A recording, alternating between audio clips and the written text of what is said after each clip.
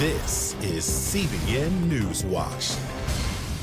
And thanks for joining us for CBN Newswatch. I'm Heather Sells. We begin with Hurricane Sally. The storm is currently a Category 1 with winds of 85 miles per hour. It is creeping towards the northern Gulf Coast today as residents there prepare for the worst. Mark Martin joins us now with more. Mark. That's right, Heather. The pace of the storm is making it difficult for forecasters to predict exactly where the eye of Hurricane Sally will make landfall. But forecasters are pushing the predicted track to the east, which is easing concerns in New Orleans. But right now, Alabama and Mississippi need to especially be ready. Take a look at the fury of Hurricane Sally in New Orleans on Lake Pontchartrain. Forecasters believe the slow-moving storm should make landfall near the Alabama-Mississippi state line by late Tuesday or early Wednesday. Weather officials warn of potentially deadly storm surges and flash floods. They expect the heaviest downpours to dump nearly 2 feet of rain. The slowing of the storm, that is concerning. The longer and it stays out in the Gulf of Mexico, the more and higher the likelihood is that it continues to grow.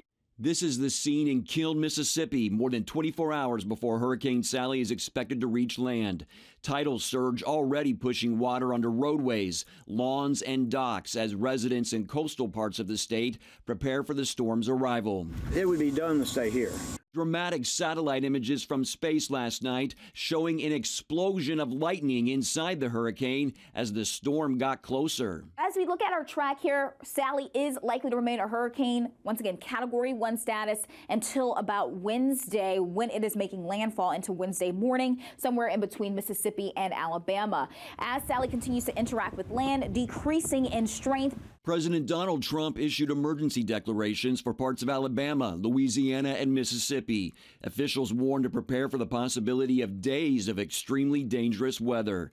Meanwhile, in the French Quarter in New Orleans, some businesses are boarding up. I mean, after Katrina, anything around here and anything on the water, you're going to take serious. You know, you can't take anything lightly.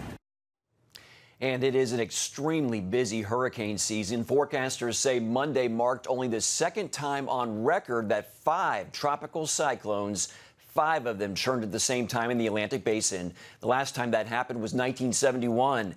None of them are expected to be a threat to the U.S., though, this week, and they may not be at all. And we go now to Weather Belt Chief Forecaster Joe Bastardi for more on Hurricane Sally. Well, first of all, this is not your standard hit and move hurricane over here. It's moving very, very slowly. So it's a 1 to 2 day process in here. Now, the benchmark storm in Mobile, Alabama, where this is targeted for, along with Pensacola, the benchmark in Mobile is Frederick. And Frederick in 79 moved through there very quickly, had stronger winds but less rain. And the tidal surge with Sally may be as great in Mobile because it's moving so slowly, it continually is piling water up in Mobile Bay. The other place, Pensacola, and these are home, folks, to 2 of big naval areas in the United States. Pensacola is under the gun. Now, that wind is probably not going to get as strong as Mobile, but what I do think is going to happen is they're going to have a lot of flooding and prolonged siege from this storm. And when you combine the push of the water from the storm, you got to realize the way the coast is shaped, the way those bays are shaped, water piles in there, right? So it's doing it for 24, 36 hours, not just 3 hours in and out. So what happens is it piles up, you start getting a foot or 2 of rain, and you're looking at a historic event, even though as far as the strength goes, it's probably a Category 1, maybe Category 2 hurricane when it makes landfall sometime tomorrow afternoon. The other storms are probably just going to stay well out at sea. Vicky is a non-event. Renee died, and maybe another Atlantic storm developed. Now, Teddy is going to be a major hurricane. We've been saying that for a couple of days. That may threaten Bermuda, and like Paulette, probably cause a lot of waves off the northeast coast of the United States. But I don't think it's going to get all the way back toward the United States. Now, we have a system in the Gulf of Mexico, the Western Gulf, that's going to sit around there for a few days. And that may develop next week once Sally gets out of the way. And from Virginia Beach down to North Carolina's Outer Banks, when Sally goes offshore, it's liable to be a 6 to 12-hour period of gales out of the northeast as the storm interacts with a big, cold, high-pressure system that's going to be making autumn take control over the eastern part of the United States for several days next week. And thank you, Joe Bastardi. We turn now to the West Coast fires, where evacuees are facing scenes of utter devastation as they return to their neighborhoods. In Oregon, 6 towns have been destroyed, and fire crews and canines are searching for bodies. Smoke from the fires is presenting a second hazard. Portland now has the worst air quality in the world. Officials are warning people to stay indoors as the smoke spreads. This satellite image showing it moving east across the country. In California alone, the total insured losses could top $13 billion. That is the amount recorded in 2017, when the state had 3 of the top 5 costliest fires in American history. Well, today the president is declaring the dawn of a new Middle East, presiding over the signing of a historic Israel-Arab peace deal agreement at the White House. President Trump said the deals will change the course of history. The agreements between Israel and 2 Gulf Arab states, Bahrain and the United Arab Emirates, could pave the way for an easing of diplomatic relations between Israel and other Arab states in the region. Israeli Prime Minister Benjamin Netanyahu called today a pivot of history. And evangelical leader Johnny Moore, who was at the White House for the event, tweeted that it is a new era of peace and prosperity for the Middle East and called Israeli and Arab leaders courageous for striking that deal. And our senior international correspondent, George Thomas, joins us now with more. And, George, you were watching all of this here, a lot going on in the last couple hours. So previous administrations really have not been able to make much headway in this area. How did the Trump administration do it, and how substantial is it what they did? Well, it's very substantial, but also it's 2 unlikely characters in the middle of this historic peace deal.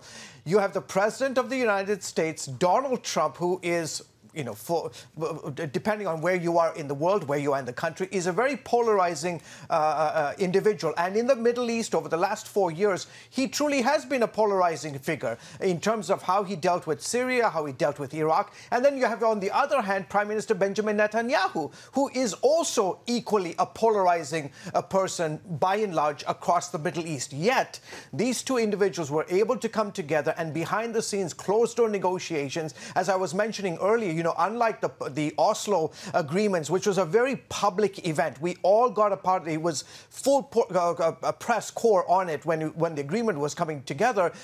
The so-called Abraham Accords really took place in the shadows, behind the scenes, behind closed doors, which made it even more dramatic when the President of the United States announced a few weeks ago that Israel and the UAE had signed this monumental historic agreement. So it is very, very important. It's impactful. I think the reality is my sources who have deep connections within the Bahraini government has been saying that for several years, for example, Bahrain has been wanting to make a deal with Israel, but wanted some other Arab country of significance in the region to go first. And I think, as the president said to Benjamin Netanyahu today in the Oval Office, that there are 5 other countries in the list, you know, standing in line to sign an agreement with Israel. In all likelihood, the culprits, so to speak, the folks would be Oman, Sudan, Kuwait, and potentially even Saudi Arabia.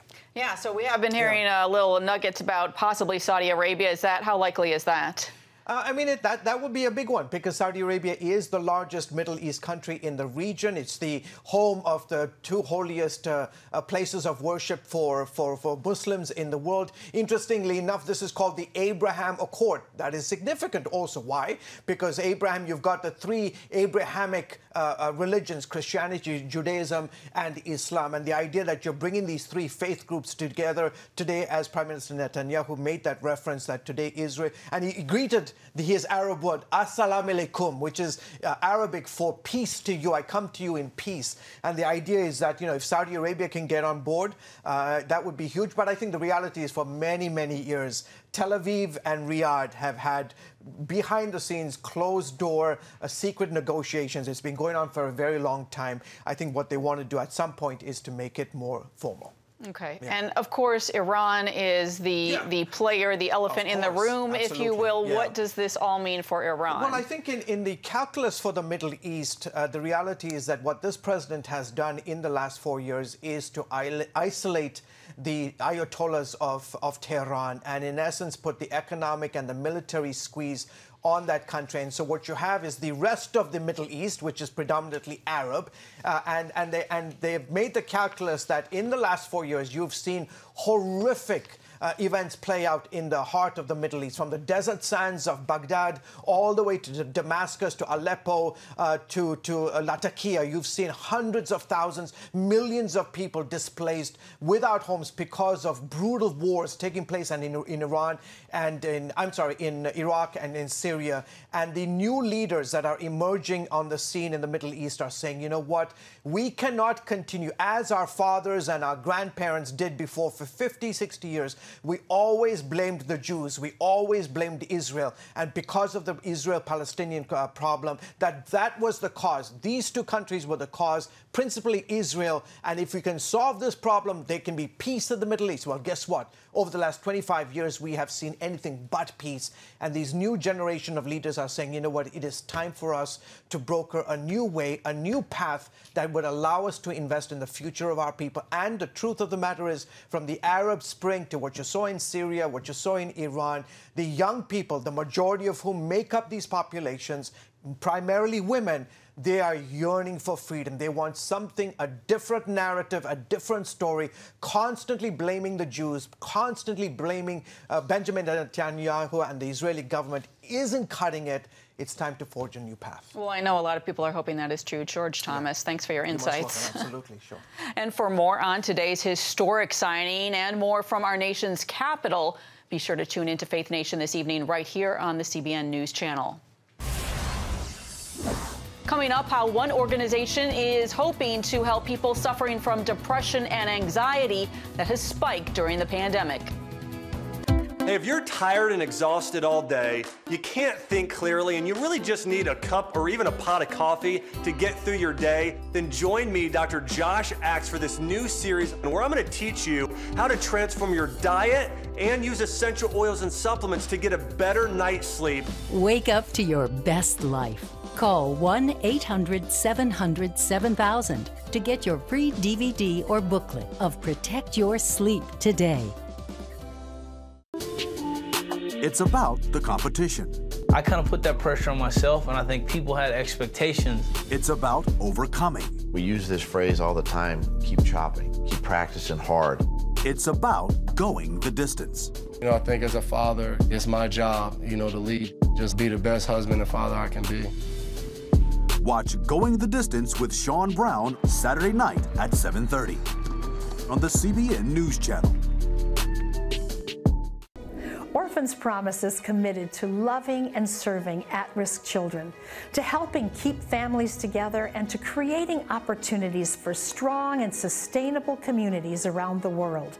We're working in over 60 countries around the world, and with your help, we can do even more. There's an old African proverb I love that says, if you want to run fast, run alone. But if you want to run far, run together. At Orphans Promise, we want to run far so we can touch the lives of as many orphaned and vulnerable children as possible. But we don't want to go alone. We're out to change the world, one child, one family, one community at a time. Will you join us?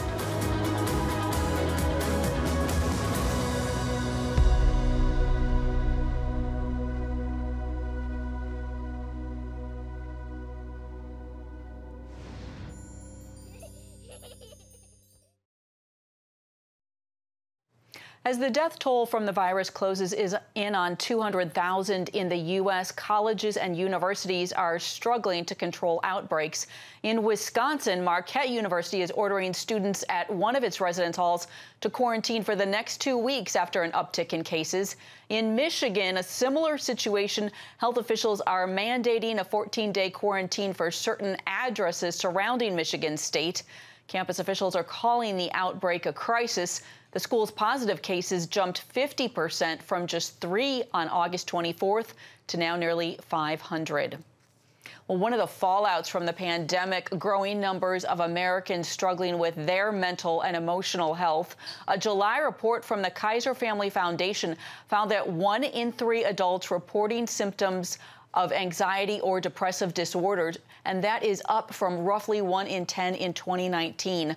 Also, more than half have reported that stress over the virus has negatively affected their health. Grace Alliance is a faith-based organization offering tools and resources to people for their mental and emotional health. And founder Joe Padilla joins us now to talk about how Grace has adapted to the pandemic. Joe, thanks for joining us. You have been offering small groups connected with churches intended for those struggling, as well as their families. And now you're offering Thrive, which is really something anyone can tap into. Tell us about that. Yeah, well, actually, Thrive has been around for quite a while. We actually started the organization using Thrive as a way of coaching people. But what really took off for us was our groups, which we call Grace Groups. Now, Thrive, what we do is kind of our personal wellness track. What we do is a whole health approach to help somebody regain their life mentally, emotionally, physically, spiritually, and all the relationships are all tied within that. So what we're doing is that we kind of break down what are these aspects of that really help us build mental and emotional resilience, and using the science and using the faith and putting it all together to help people through that practical journey. Yeah, and it's so needed right now, of course. We've just talked about the latest numbers from the Kaiser Family Foundation. What are you seeing from your vantage point? Are you seeing more people seeking out help, expressing that they are going through a tough time? Yeah, you know, all the numbers that you see, that there's just so much going on. As far, obviously, the Kaiser Family Foundation, they have actually one report where they have a tracking poll, you know, showing that there's a negative mental health impact happening. Back in March, it was 30%. Now in August, they're saying it's at 53% of those who are polling. CDC is reporting up to 40% of the population is suffering from some sort of mental health and even substance abuse. And what we're seeing with people that are reaching out, that sometimes they go to the church, but they can't find that message or that support within the church. So they're actually looking at different resources. And we just happen to be one of those resources that are helping them really navigate this topic with practical tools and insights. How do you deal with this? How do you walk through this whole experience with the right resources? All right. And tell us a little bit about the power of these groups. What is it about coming together with other people that helps people navigate their own journey? Well, the whole essence about these groups that we do, when you look at the research on mental health and mental health recovery, what you'll find is that the common denominator in all of recovery is community. And so really having a community that knows how to talk about it in such a safe way, and then also a community that has tools to really practically get through. Because there's a lot of groups that even in our experience coming through this ourselves, there was a lot of venting types of groups. So when you look at the research, those groups aren't very effective. But when you give a group a topic and a tool, that group has a self-discovery and an experiential learning process to actually see results and get better. And that's what we've done with our groups. And we really provide a topic and some tools to really help people get through this, not only as an individual, but also as families and marriages. And we've done research on the groups, and we were showing that these groups actually are reducing symptoms and increasing and renewing faith. Well, I know a lot of people are looking for a resource like this right now. Joe Padilla with the Grace Alliance, thanks for your time. Yeah, you're welcome. Thank you. And stay with us. We'll be right back. Daddy? Yeah, buddy? How many nickels are in a dollar? There are 20 nickels in a dollar. How do birds fly? Does milk really make my bones stronger? Yeah. Daddy, when we die, will we go to heaven? Do you have the answer to life's biggest question? Call the 700 Club. We'll help you find answers to the important questions life brings your way. Watch breaking news, in-depth exclusive stories and programs from health to entertainment you won't find anywhere else. The CBN News Channel, a perspective you can trust. Enjoy credible news reporting from around the world. Discover inspiring programs and stories of hope, all in one place from a Christian perspective. The CBN News Channel, a perspective you can trust. To watch the CBN News Channel, download the app or visit cbnnewschannel.com. Hello, I'm Dr. David Perlmutter, board-certified neurologist and #1 New York Times bestselling author. Wouldn't it be great to boost your energy, eliminate brain fog, and even reverse brain disease? Well, you can, and I'm going to show you how, along with some of the world's most well-respected brain experts in this DVD, Protect Your Brain. Get Protect Your Brain, a free DVD only from the Christian Broadcasting Network, featuring experts on the cutting edge of neuroscience and brain health. No matter how many times you've failed in the past, you really can do this. In Protect Your Brain, you'll discover simple strategies to keep your brain young and healthy. Improve your memory. Discover the gut-brain connection. In Protect Your Brain, get your free copy at cbn.com or call 1-800-700-7000. If you want to improve the quality of your life, get the DVD Protect Your Brain and get it today. Dr. Charles Stanley, who has been with the First Baptist Church of Atlanta since 1969, is stepping down as senior pastor to become pastor emeritus. The 87-year-old Stanley says he initially resisted God's call to pastor the church. But when God asks us to do something uncomfortable, it's usually because He wants to do something remarkable. I'm so grateful I said yes then. And I'm so grateful He saw fit to allow me to serve as your pastor for more than 50 years. Stanley will continue preaching with his In Touch ministry. Well, Southern Baptists are moving away from their name and focusing on a new descriptor. They're calling it Great Commission Baptists. It's an unofficial name right now, but the denomination is using it as the theme of its annual meeting next year. And the president of the Southern Baptist Convention, Pastor J.D. Greer, says his North Carolina church is now using it. The convention voted to approve the unofficial name back in 2012 in order to further missions and church planting work. And Josh Powell is the senior pastor of Lake Murray Baptist Church in Lexington, South Carolina. He recently wrote an opinion piece supporting this new name and joins us now to talk about it. Pastor Powell, thanks for joining us. Absolutely. Thank you for having me. So what is the problem, if you will, or the difficulty with the term Southern Baptist? Why move away from that at this point in time? Well, yeah, Heather, you mentioned it as the timing just kind of seems right for us. In 1845, Southern Baptists split from Northern Baptists over a sectional crisis that we're fully aware of that led to the Civil War. And we have continued to use that name since then. However, throughout the last 175 years, the name change has often come up. And even in 1845, the people of that convention felt like the name may be too sectional in nature, and that our desire would be to reach the nations with the gospel and go beyond just the South. And so even as we have seen that come about here in Southern Baptist life, and we have expanded our mission reach throughout the nations, it seems like it's the right time for us to be known by our mission, which is the Great Commission, and not by the section that we began in. Right. And does it sometimes become a problem for people who are working outside of the South, if you will, trying to plant churches or on the mission field overseas? Yes, ma'am, absolutely. It can be a barrier, and that's really what we don't want to happen. I mean, I'm a third generation Southern Baptist pastor, so there's a lot that I love about the South, and this is where I live and everything. At the same time, as people who are committed to the gospel of Jesus Christ and advancing that gospel, there's nothing we want to put up as a barrier to the advancement of that gospel. And that name, sometimes in that region, can become a barrier to reaching people outside of that area within our country.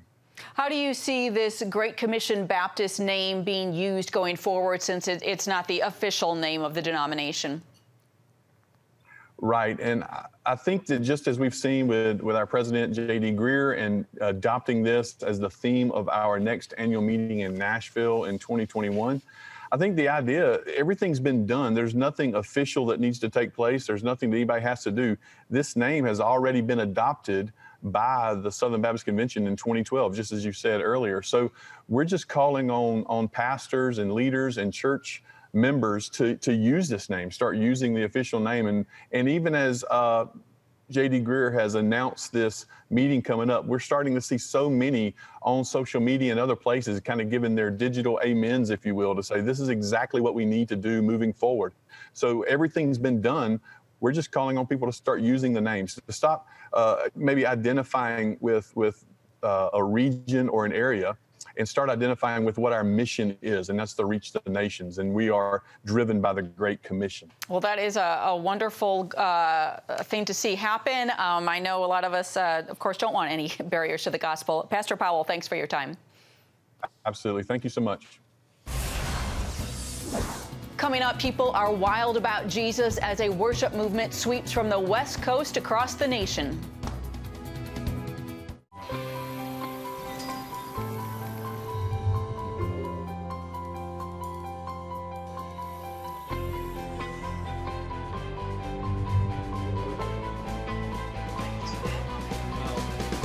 I am Region's first ROTC graduate student.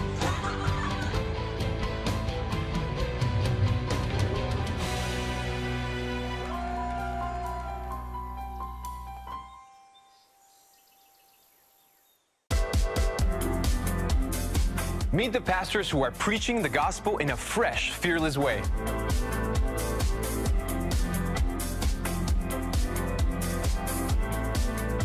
I'm Roberto Torresadillo. Join me each week for Next Gen Voices.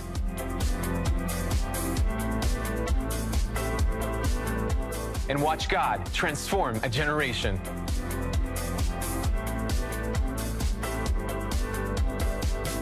How'd you like to get a redo on your health, on your body, on your arteries, so you could have the energy you had 20 years ago? The great news is you can. I'm Dr. Mike Roizen, chair of the Wellness Institute at the Cleveland Clinic. I've written 4 New York Times bestsellers. But even better than having to read all that, you can listen to this DVD and watch it. Protect your heart? Yes, you can. Here's how. Go to CBN.com or call 1-800-700-7000 for your free copy of Protect Your Heart. Let the medical experts show you their new discoveries on how to avoid heart disease and even reverse it. Easy steps to uncover the hidden dangers in your medicine cabinet, reduce stress, and get a complete do-over for your health. Call 1-800-700-7000. That's 1-800-700-7000. Or go to CBN.com to claim your free copy of Protect Your Heart.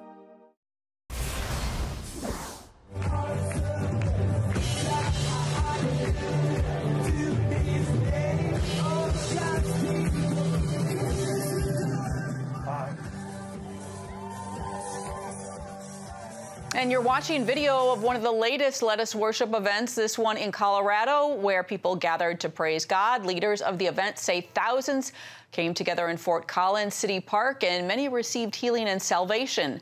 Praise leader Sean Foyt posted on Instagram that people were going wild for Jesus.